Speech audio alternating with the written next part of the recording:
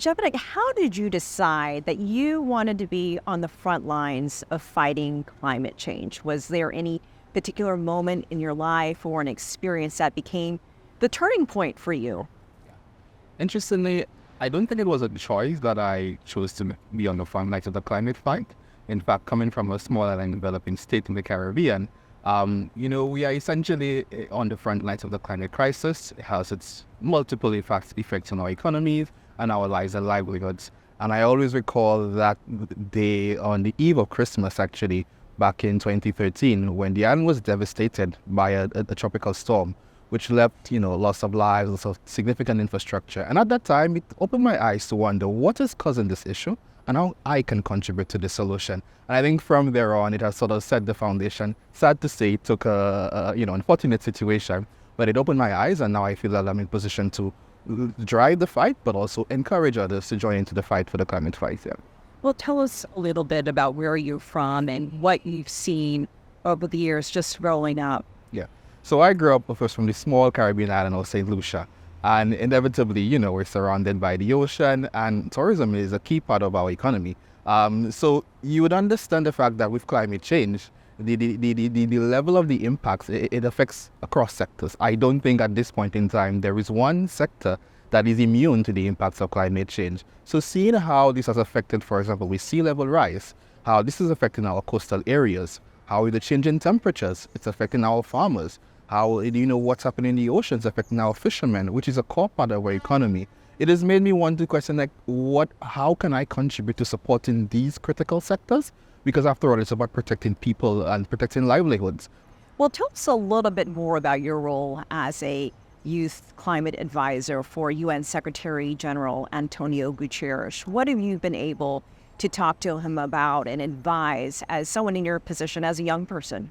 Yeah, I think from a young person perspective, it's a case whereby it's about driving action at the local level as a start. And I think that has sort of been my core foundation, being able to build that drive that action at the local level, and now being able to sort of provide advice to the Secretary General, particularly on his acceleration agenda, which essentially sets a pathway for how we can create a more livable planet, which would include cutting down emissions, which would include, of course, achieving climate justice, and essentially making this planet a bit more, I don't want to say greener, but a bit more comfortable for not only for us, but for future generation. So that is where we come in as young people to provide that sort of technical, practical recommendations to the Secretary General to see that, one, how can you increase the involvement of young people in driving climate action, but also looking at from the technical level, how do we ensure that states to live up to their commitments, to be that sort of accountability, which we so definitely need. We've said states most in need. There's always been this sort of struggle between the smaller countries like yours and bigger countries about responsibility and the financing.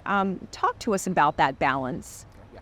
I think when we speak about financing in this current context, it is important that we establish that funding should come from all sources. And I keep lamenting that in the sense that from, yes, developed parties, private sector, and all the other key area agencies to drive this progress. Because we are at a state right now that we understand that the small sectional states cannot do it alone, but private sector has to play a role. After all, the private sector has, unfortunately, in some ways or the other, contributed to the climate crisis. Within the whole context of finance, it's important that we understand that, yes, there are varying circumstances, the vulnerabilities, but primarily, of course, developing countries, particularly given the fact that many of us have not contributed significantly to the climate crisis.